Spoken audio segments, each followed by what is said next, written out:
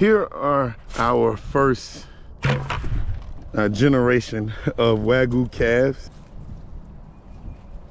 And here's the opportunity for you guys to get a really good up close and personal look at them. Here's a male. You notice he has horns growing. What we've done is we've separated these calves from their mothers, their parents, because when it comes to the breeding cycle, it's called weaning. We don't want these calves right here.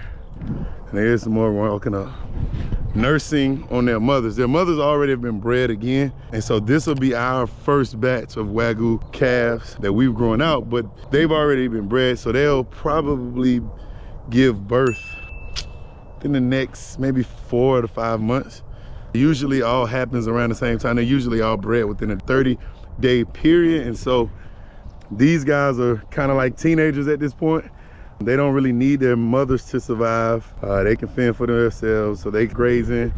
We don't want the mothers lactating or nursing them, because it does take away from the development of their unborn babies. So we want to get them off of their mothers. We get them over here, we feed them well. Their mothers get plenty to eat and they can store some of their nutrients. I know in a previous video we talked about weaning the sheep. When the mother's nursing the baby with the sheep, you want a skinny mother and a fat baby. That means that she's nursing them well. If you have a fat mom and a skinny baby, then she's probably not nursing her. And so that's the reason why you want to have that weaning process now, because we want that mother to retain as much nutrients. We don't want her feeding herself. Well, she's always feeding for two, but we don't need a calf this big nursing their mother when they can definitely take care of themselves. So what you see here, these two bulls are kind of going at it with each other. I kind of got the camera over here late, but typically that's normal in the animal kingdom to assert dominance. Right now we have about 1,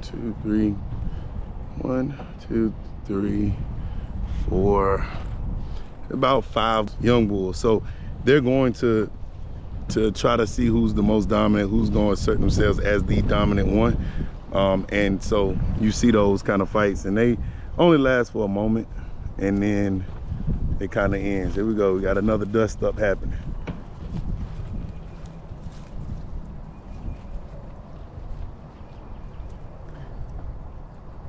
I was trying to leave, but then I saw it. I figured it'd be something that you guys would want to see, the animal kingdom. So wanted to catch that. It happens all the time. Usually it happens around food, and if there is like a female that's in heat and wants to breed.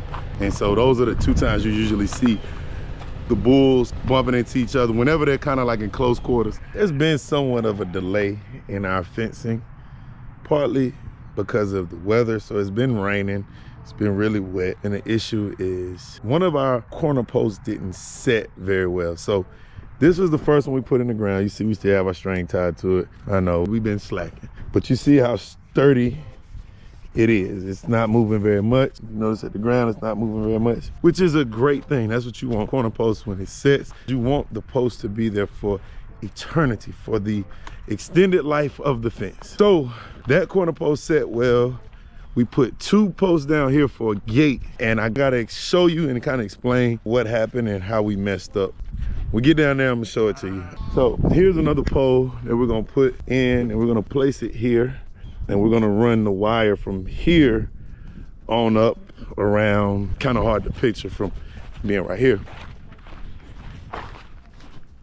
And yes, we'll move that piece of equipment. That has to be moved. We are planning to put a gate here in these 2 spaces. So we measured from here to there. Well, on the measurement, we made a bit of a mistake. And for this pole right here, I had it about 5 inches too far this way. We measured it, I had to move it, had to re-dig, had to place it over. Well, in placing it over, the post didn't set well. So I came out about 2 days ago and noticed that it had been leaning because the hole beside it wasn't packed. I just filled the dirt in, and then it rained, it was loose. So it's setting now, but you see the movement in this pole.